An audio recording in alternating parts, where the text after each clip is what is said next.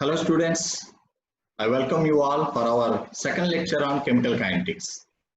मैं आप सबको chemical kinetics का दूसरा लेक्चर में स्वागत करता हूं। I hope you remember the topics which we have covered in our first lecture.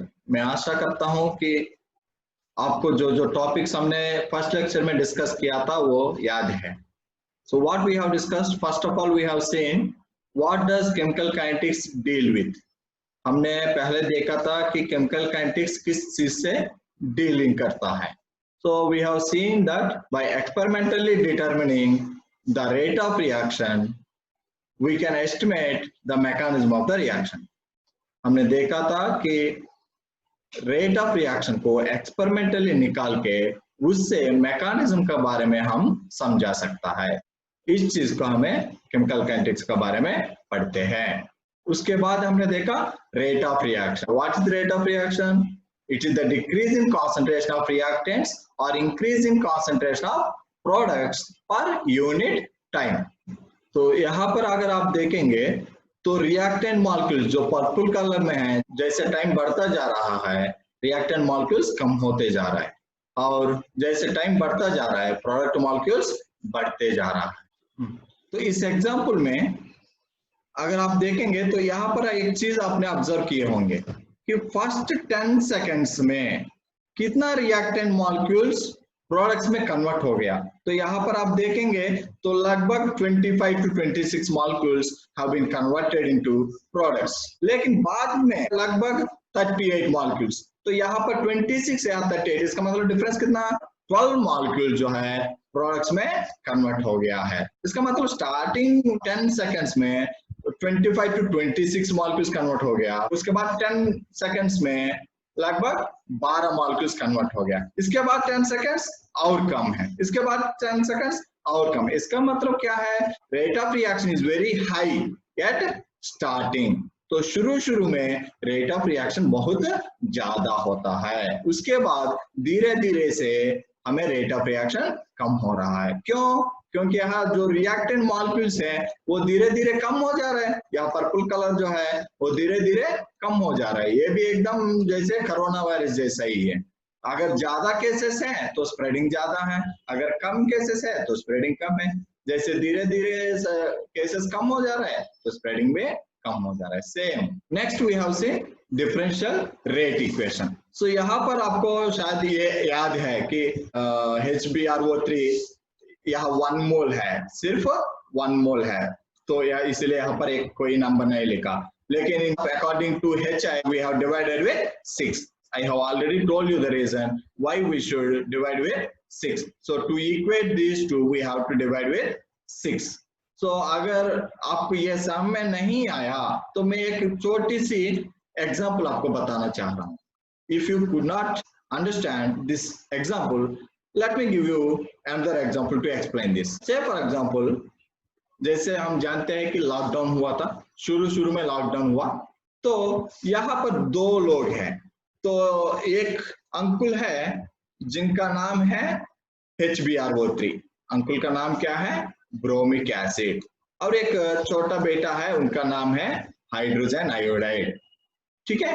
तो ये दोनों जैसे लॉकडाउन हुआ तो तुरंत डिसाइड हो गया कि कुछ सब्जियां खरीद के लाए कि इकट्ठा करें ताकि लॉकडाउन में उनको यूज हो जाएगा. So they have purchased 5 kilo potatoes, 5 kilo tomatoes, 5 kilo onions and 5 kilos of each which you like. So that total weight is 30 kgs. So total how many bags are there? 6 bags. 5 kgs each, 6 bags they have. So now uncle has packed all the vegetables into one bag, one sack. तो अंकुल जो है सारे vegetables को एक bag में बांध दिया है. तो अब उनका घर में जो रूम है वो दूसरा मंजिल पे है. Now they have to take these vegetables to second floor. Now, so uncle can easily carry 30 kgs. So he was taking the sack at once. तो अंकुल तो बड़े हैं तो इसलिए वो 30 किलो का बैग को एक ही बार में धीरे से ऊपर ले जा रहा था. लेकिन ये छोटा बेटा जो है 30 किलो तो वो उठा नहीं सकता है, तो इसीलिए इन्होंने क्या किया, 5 किलो करके ऊपर ले जा रहा था. तो जितना देर में अंकुल ये 30 किलो को ऊपर ले जा रहा था, उतना ही देर में ये लड़का ने 6 बार ऊपर नीचे करके आके ये 6 बैग्स को ऊपर ले गया। इसका मतलब अंकुल को मान के चलिए 10 मिनट लगा है, तो ये लड़का जो है ये एक बैग को 1.5 मिनट्स ऐसे, तो 1.5 मिनट में एक बैग रख दिया, फिर वापस आया, 1.5 मिनट में दूसरा बैग रख दिया, ऐसे मतलब 10 मिनट में इन्होंने 6 बैग्स लेके गया। तो दोनों का समय लगा है 10 मिनट। सो 10 मिनट में दोनों ने 30 किलो ऊपर ले गया। सो कितना रिएक्शन हुआ? इक्वल। कैसे? दोनों ने 30 किलो ऊपर लेके गए।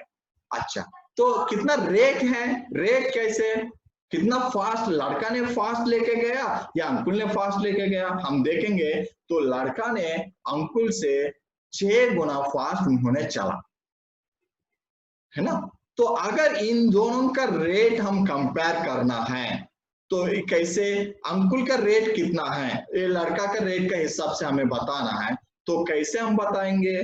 सो अंकुल्स स्पीड, यहाँ पर HbRO3, ब्रोमिक एसिड का रेट जो है HI का रेट में 1/6 पार्ट है।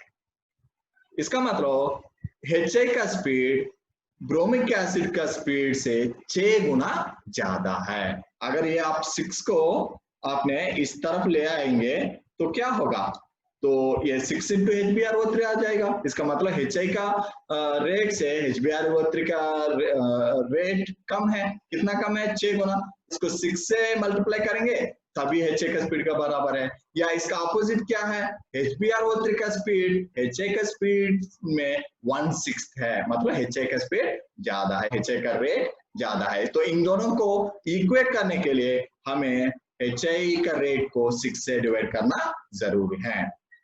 सो मैं आशा करता हूं कि अभी आपको समझ में आया होगा। तो और आगे हम देखेंगे, we have studied the factors affecting the rate of reaction like concentration, nature of the reactants, effect of catalyst, surface area, temperature, nature of light. These are all the factors which affect the rate of reaction. So ये भी हमने देखा है। So afterwards we have seen rate law and rate constant. What is rate law? Rate law is a mathematical relation between rate of reaction and the concentration of reactants. तो इन दोनों के बीच में जो रिलेशन है इसी को कहते हैं रेट लॉ। तो यहाँ पर हमने देखा तो ये x and y क्या है? These are not the stoichiometric coefficients. यहाँ x and y जो है stoichiometric coefficients नहीं है, ये एक्सपेरिमेंटली डिटरमाइंड वैल्यूज हैं। तो यहाँ पर x और y, x प्लस y, तो इन दोनों को याद करेंगे तो हमें क्या आएगा? तो हमें ऑर्डर ऑफ रिएक्शन आता है। So x plus y is equal to order of reaction. So how can we define order of reaction? Order is the sum of the powers of the concentration terms to which the concentrations or pressures are being raised in rate law expression. So rate law expression में जो reactants हैं उसका powers का sum को कहते हैं order.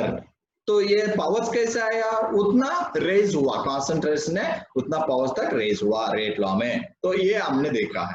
So and we can define rate constant. So rate constant is here, it can also be called as specific reaction rate. नाम तो बहुत भयंकर है लेकिन यहाँ पर कुछ है नहीं है। सिंपली रिएक्टेंट्स का जगह 1 यूनिट रख देंगे तो हमें क्या हो जाएगा?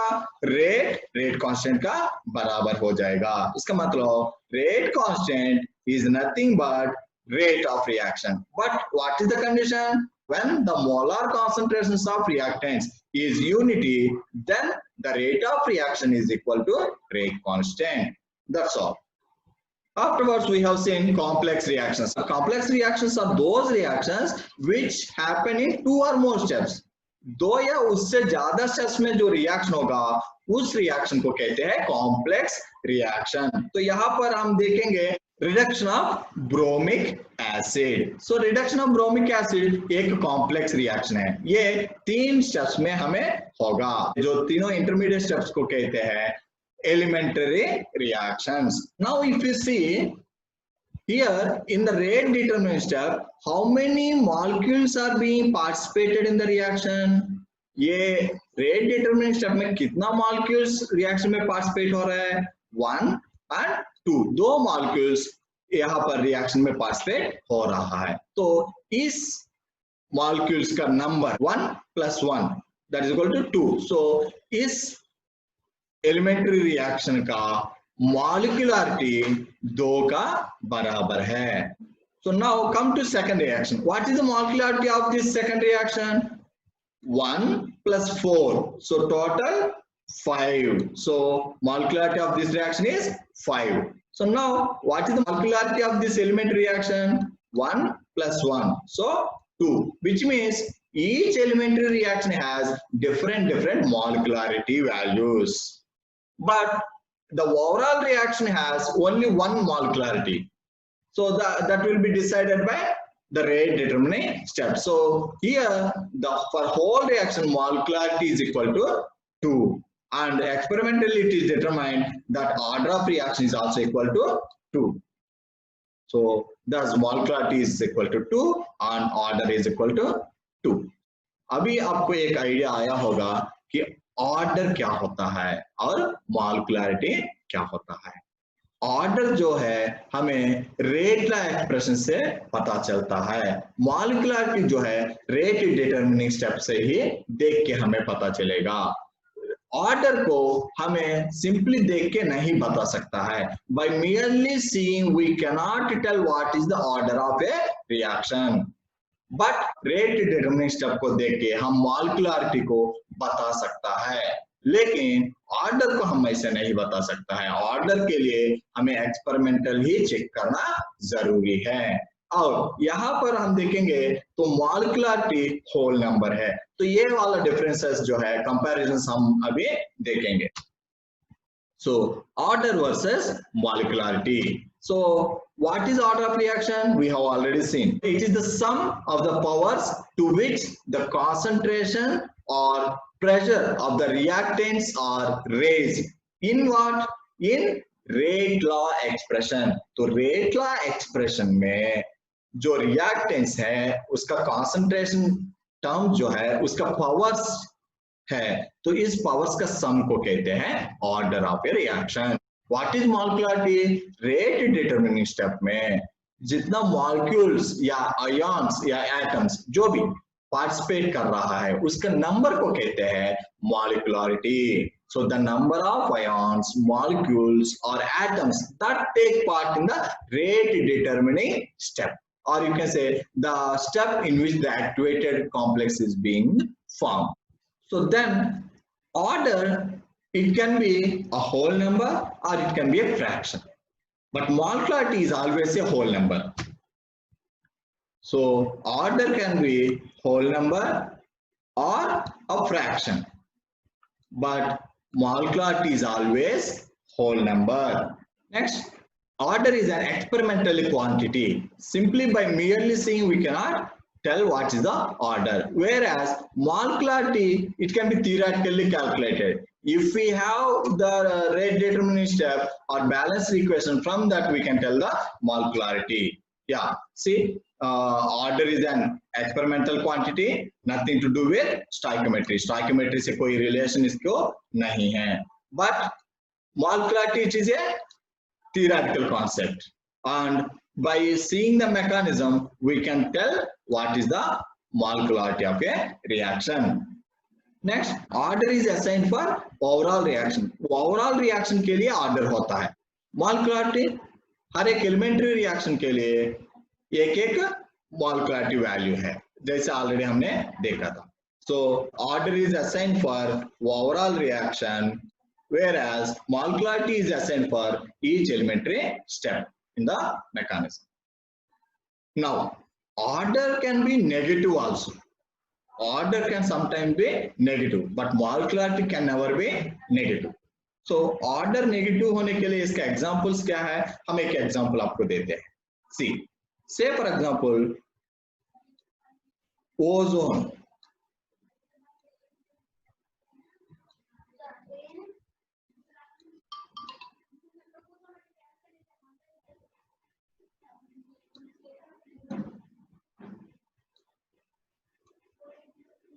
डिकम्पोजिशन ऑफ ओजोन, ये वाला एग्जांपल हम लेंगे तो जिसमें ओजोन डिकम्पोज होके हमें ऑक्सीजन दे रहा है।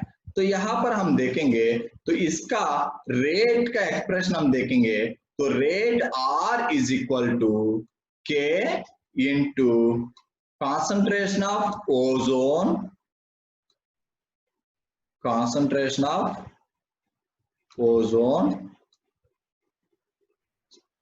whole square divided by concentration of O2.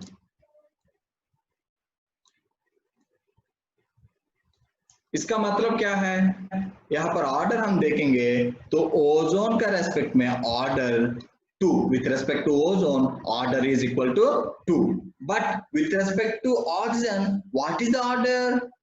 It is power minus 1 because it is in denominator. When we write in numerator, what will be the value? Power minus 1, which means with respect to oxygen order is negative. Order can depend on concentration, pressure and temperature, but molecularity does not depend on temperature, pressure and concentration. Next point we can see, by using order of reaction we can explain mechanism of the reaction, but from molecularity we cannot explain mechanism of the reaction. Why? Because order gives the information about the slowest step. So order, it gives the information about the slowest step and hence it explains the mechanism of reaction. Whereas molecularity doesn't give any detail about mechanism of a reaction. So these are the comparisons between order of a reaction and molecularity. Now we will see that higher order reactions are very rare. So order of reactions will be usually zero order, first order and up to second order. But if you see third order reactions and higher orders, these are very difficult. So that thing we'll see. So reactions of higher order are very rare. Why? What will be the reason? See here we'll see the example. So here if we see the example 2A plus 3B, it is forming product.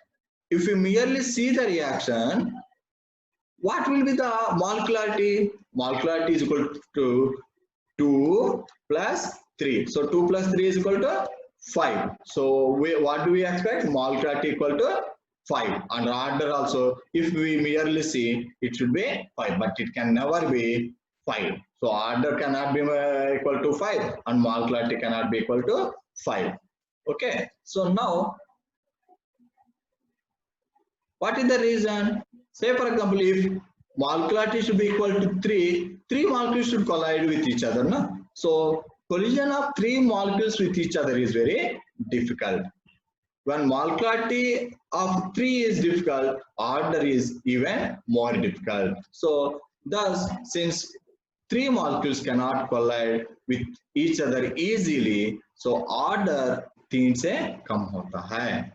So now we will see about pseudo-molecular reactions. Pseudo-molecular reactions. Pseudo means false. Pseudo का मतलब है झूठा. Pseudo means false. So now here we will see an example of hydrolysis of methyl acetate. Methyl acetate का hydrolysis example हम ले रहा है. So in presence of acid, methyl acetate is hydrolyzed to form acetic acid and methanol. Acetic acid और methanol हमें form कर रहा है. तो यहाँ पर एक स्टेप है, तो इस स्टेप में हम देखेंगे तो यहाँ से हम क्या एक्सपेक्ट करेंगे? Order should be equal to 2 and molecularity should be equal to 2.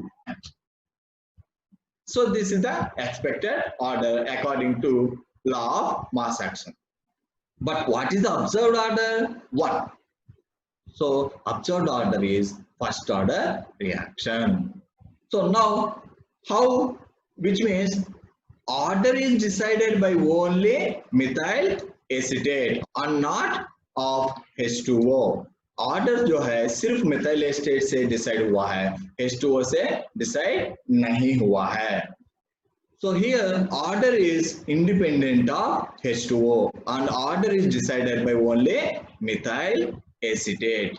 So now what is the reason?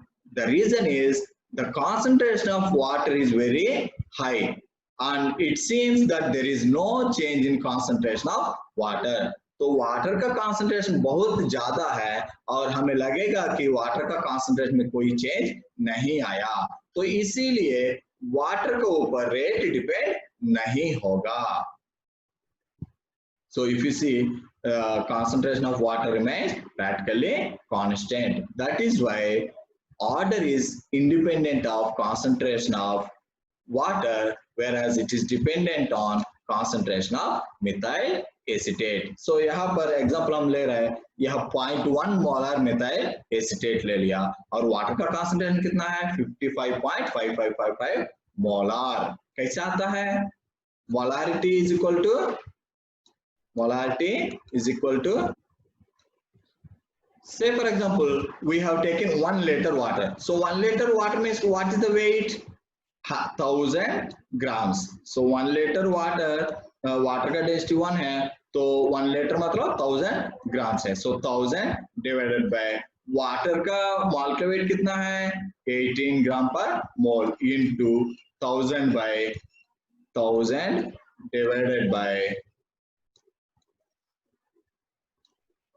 Volume कितना 1 लीटर. 1 लीटर मतलब 1000 ml. सो यहाँ पर हमने ग्राम्स और मिलीलीटर में एक्सप्रेस कर रहा है तो 1000 cancel. So 1000 by 18 this will be equal to 55.55. तो इसीलिए वाटर का मोलारिटी हमेशा 55.55 होता है. तो इन दोनों का कंपैरिजन हम देखेंगे तो 0.1 is very less and if you से ये वाटर में भी 0.1 कम हुआ फिर भी बहुत ज्यादा चेंज नहीं आया. तो इसीलिए हमें सूडो मॉलिक्यूलर ऑर्डर रिएक्शन निकला है ये. I hope you understood the concept. Next we will see half-life time of the reaction. So half-life period. So इसके लिए हम आपको एक एग्जांपल दे देंगे. See here. यहाँ पर हम देखेंगे तो कोबाल्ट हमने ले लिया कोबाल्ट 60. सो कोबाल्ट 60 हमने लगभग 100 क्यूरीज हमने ले लिया. कितना ले लिया 100 क्यूरीज which means nearly equal to 100 grams. So starting ये 100% है. तो 5.3 इयर्स के बाद हम देखेंगे तो ये 50% जो है डिसइंटीग्रेट हो जाएगा, मतलब 50% ये कम हो जाएगा. तो बचा कितना 50%. तो यहाँ पर जो पिंक कलर जो है वो पेरेंटल मटेरियल है, ब्लू कलर जो है डॉटर मटेरियल है. तो पेरेंटल मटेरियल स्टार्टिंग में 100% है लेकिन 5.3 years के बाद 50% बचा है. So now after next half life which means next 5.3 years which means after 10.6 years how much is left 25% and again 5.3 12.5 again 5.3 6.25 again 5.3 even less. तो ऐसे बहुत सारे हाफ लाइफ के बाद ये पूरा का पूरा हमें डिसइंटीग्रेट हो जाएगा. इसका मतलब जो कंपाउंड हमने ले लिया उसका कंसंट्रेशन हाफ खत्म होने तक जितना टाइम लगा है इस टाइम को कहते हैं half life period. So now what is half life period? Half life period is the time which is required for the reactant concentration to reach to half of its initial concentration. It is denoted by T half and is usually expressed in terms of seconds. So here यहाँ पर cobalt का तो years लगता है तो इसीलिए इसके units हमें years में एक्सप्रेस किया गया है. तो ऐसे हम हाफ लाइफ में देखा है. Now we will see zero order reactions. So what are zero order reactions? Zero order reactions are those in which the rate of reaction does not change with any of the changes in concentration of reactants. Reactants का concentration में कोई भी हम change ले आया, बढ़ाया या घटाया फिर भी हमें रेट जो है कोई चेंज नहीं होगा तो उस रिएक्शंस को कहते हैं zero order reactions. So reactions in which reaction rate is not affected by the changes in concentration of one or more reactants. तो इसको समझने के लिए हम आपको एक एग्जांपल हम बता रहे हैं. से फॉर एग्जांपल आपके पास एक कार है मान के चलिए इसमें जो पेट्रोल है वो खत्म होने वाला है। तो अब इसका मैक्सिमम स्पीड क्या होगा? तो इसका स्पीड जो है 100, मैक्सिमम स्पीड मान के चलिए 100। तो अगर हमने इसमें पेट्रोल पूरा भर दिया है, अब टैंक फुल है, तो अब इसका स्पीड क्या होगा? 140 हो जाएगा? नहीं होगा। इसका मतलब क्या है? स्पीड और यहाँ पर पेट्रोल का क्वांटिटी में कोई रिलेशन नहीं है। आप पेट्रोल का क्वांटिटी बढ़ाइए या घटाइए, उसका स्पीड, मैक्सिमम स्पीड जो लिमिट है वो उतना ही है। तो इस टाइप ऑफ रिएक्शंस को कहते हैं हम जीरो ऑर्डर रिएक्शंस। इसका मतलब जिसमें आप कॉन्सेंट्रेशन को बढ़ाइए या घटाइए, फिर भी उसमें रेट जो है उतना ही होता है। तो इस रिएक्शंस को कहते हैं zero order reactions. Now let us derive the expression for rate constant of A zero order reaction. एक जीरो ऑर्डर रिएक्शन का रेट कांस्टेंट का एक्सप्रेशन क्या होगा वो हम डिराइव करेंगे।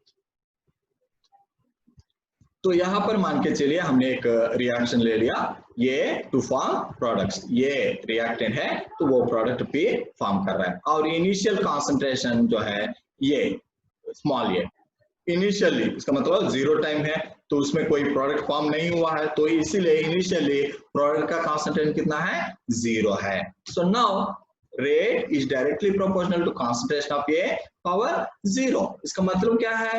rate is independent of concentration of A।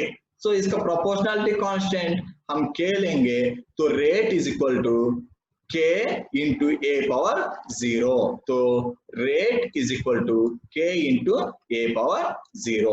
so now we will equate rate of reaction with dx by dt। so now what is x here?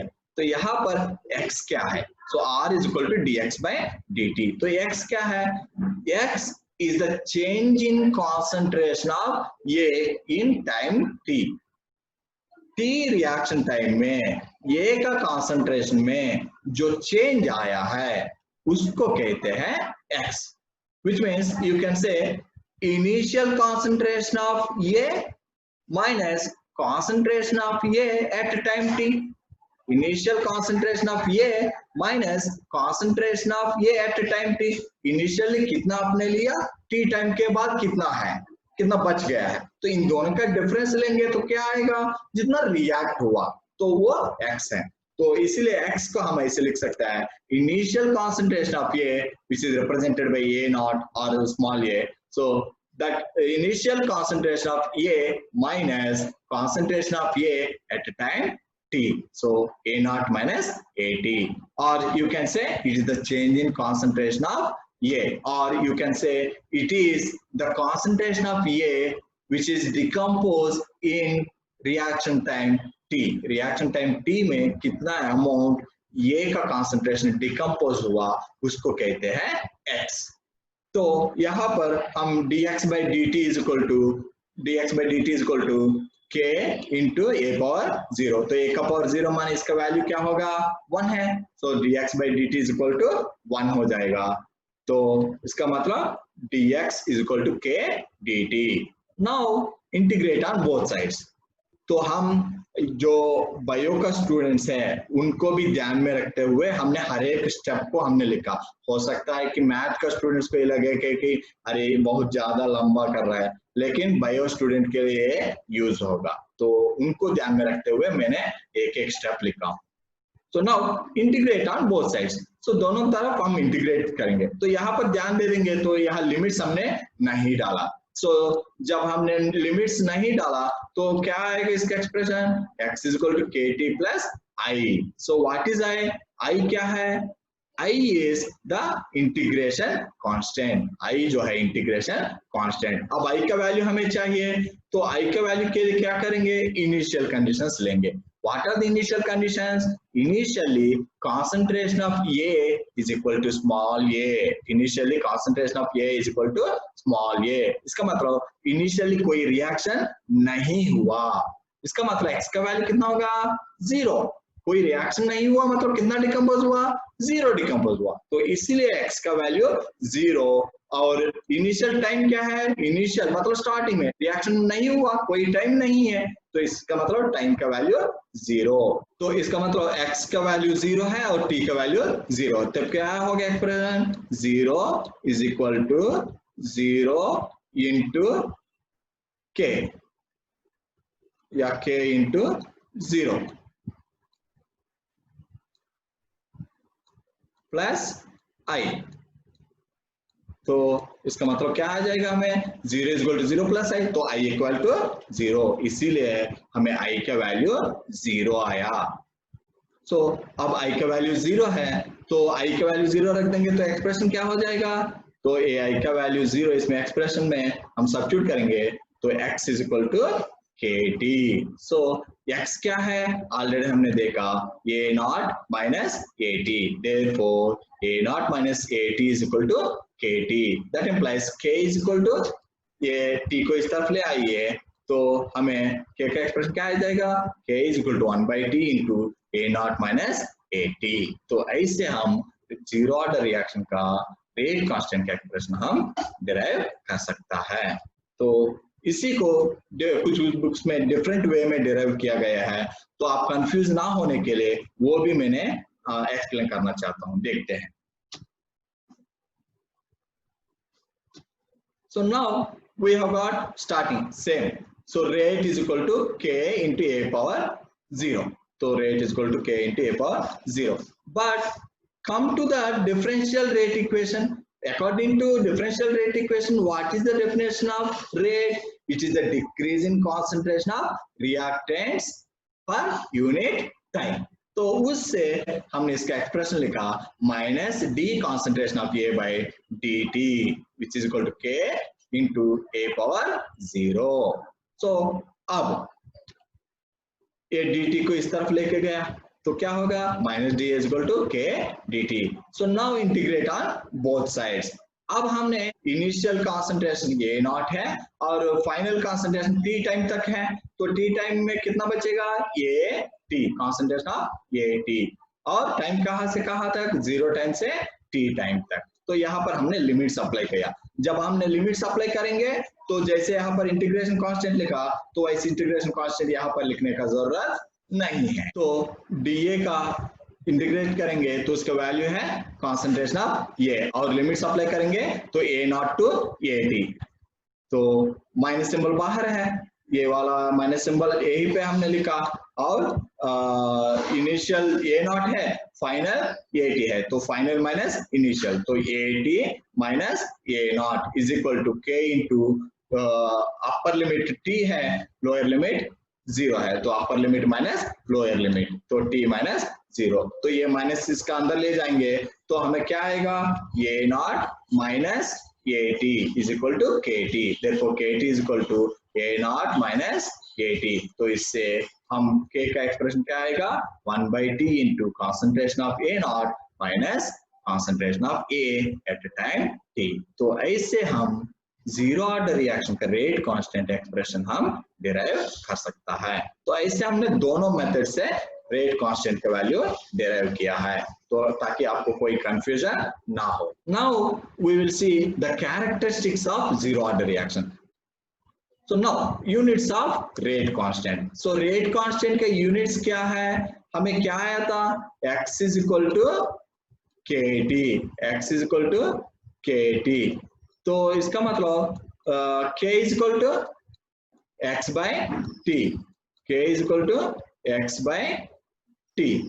तो x क्या है? कॉन्सेंट्रेशन है, t क्या है? टाइम है, तो कॉन्सेंट्रेशन बाय टाइम। कॉन्सेंट्रेशन का molarity में हम लेते हैं तो ये mole litre inverse time inverse, therefore units of rate constant is mole litre inverse time inverse. Now we will see half life. तो हमें ये kt का एक्सप्रेशन क्या है? ये naught minus A T. So half life क्या है? What is half life? Half life में क्या होगा?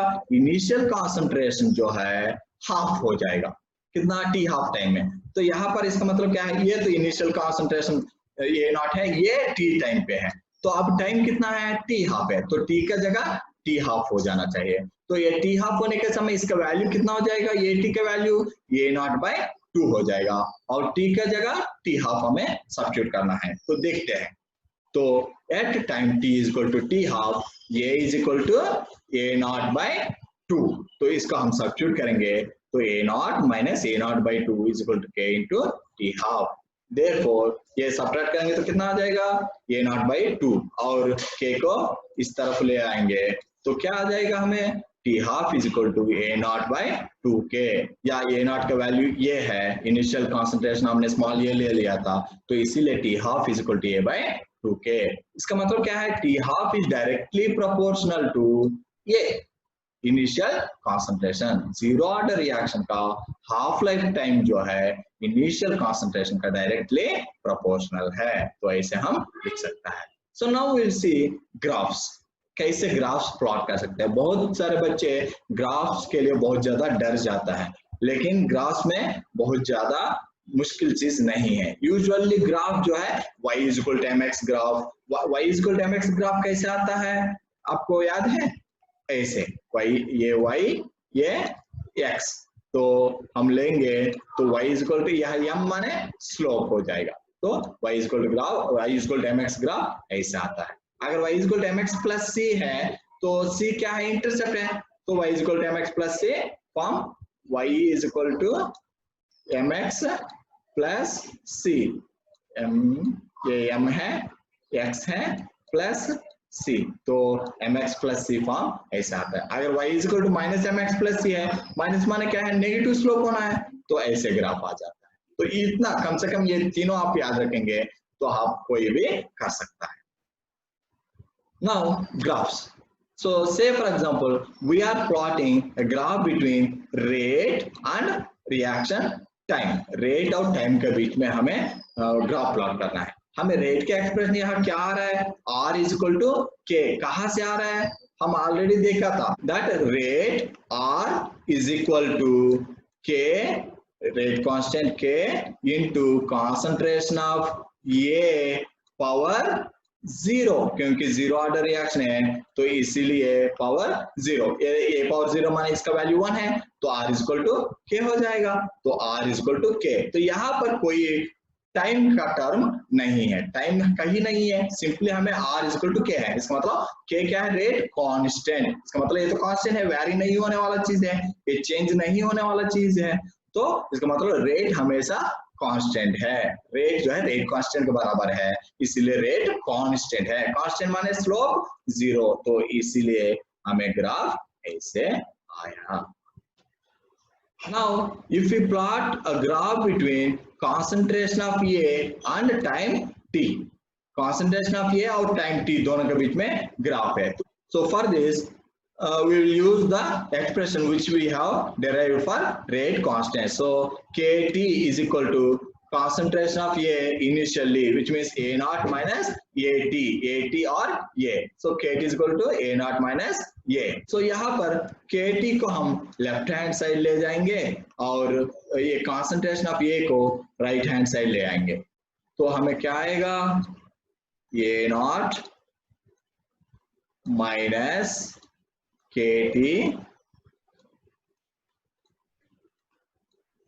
is equal to concentration of A या concentration of A at time t, जो भी है। तो इसका मतलब क्या आएगा हमें, तो इस एक्सप्रेशन से तो हमें क्या आएगा, concentration of A is equal to minus kt plus A naught, which means एक इस फॉर्म में है, y is equal to minus mx plus c form में है, तो इसीलिए हमें ग्राफ नेगेटिव स्लोप से आएगा। तो m का जगह क्या है, k है, तो इसका मतलब यहाँ स्लोप क्या है, माइनस k, नेगेटिव स्लोप है, और इंटरसेप्ट वैल्यू क्या है, c का जगह a नॉट, तो इसीलिए इंटरसेप्ट वैल्यू a नॉट है। अब एक और ग्राफ हम देखेंगे x और t के बीच में। x क्या है, what is x, x is the concentration of reactant decomposed in time t, तो t टाइम में कितना रिएक्ट हो गया है ये, तो उसको कहते हैं x। सो हमें एक्सप्रेशन क्या है, x is equal to kt, तो यहाँ पर ग्राफ किस किस के बीच में है, x और टाइम के बीच में है, तो किस फॉर्म में है, y is equal to mx form में है, y का जगह x है और y is equal to mx form में है, तो इसका मतलब y का जगह x है तो y एक्सिस में हमने x डाल दिया, और m का जगह k है और x का जगह t, तो y इक्वल mx ग्राफ हमें ऑरिजिन से ऐसे आता है, तो यहाँ पर स्लोप वैल्यू स्मॉल k, यहाँ पर कैपिटल K प्रिंटेड है लेकिन ये small k, it is small k। तो ऐसे हम जीरो ऑर्डर रिएक्शन का कैरेक्टरिस्टिक्स हम देख सकते हैं। Lastly we will see the examples of zero order reaction. A photochemical reaction between H2 and Cl2 over water, water surface के ऊपर हाइड्रोजन और क्लोरीन के बीच में जो रिएक्शन है फोटोकेमिकल रिएक्शन वो zero order, and here the water is saturated with HCl। So now another example is heterogeneous reaction.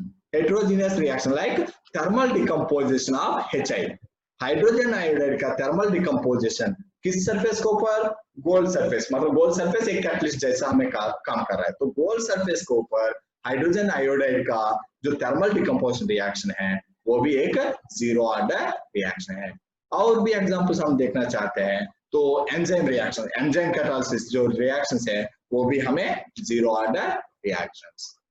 So till now in this class we have discussed the comparison between order and molecularity।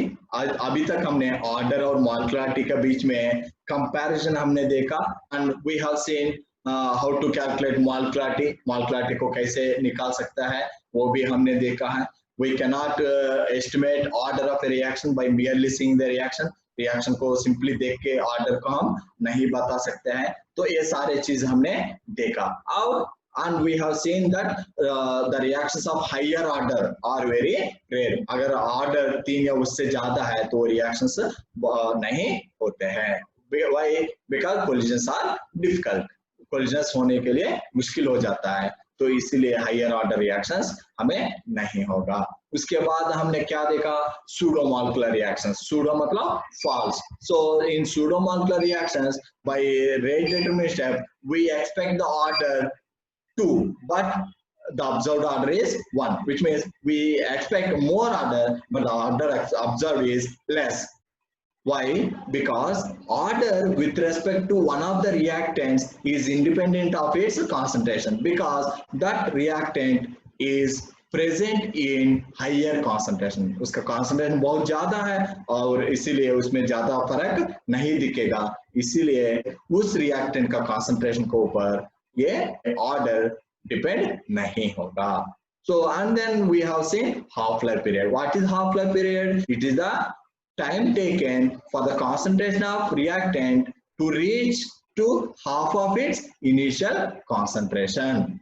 That is known as half-life period. And then we have seen zero order reaction. In zero order reaction, the rate is independent of concentration of reactants, or it is independent of change in concentration of the reactants. So and then we have seen how to derive rate constant for zero order reaction, and we have seen the characteristics of zero order reaction, and now we have seen the examples of zero order reaction. So with this we conclude this class. In next class we will see about first order and second order reactions. Their derivations will be little long, but no need to worry, we will explain step by step everything. Thank you.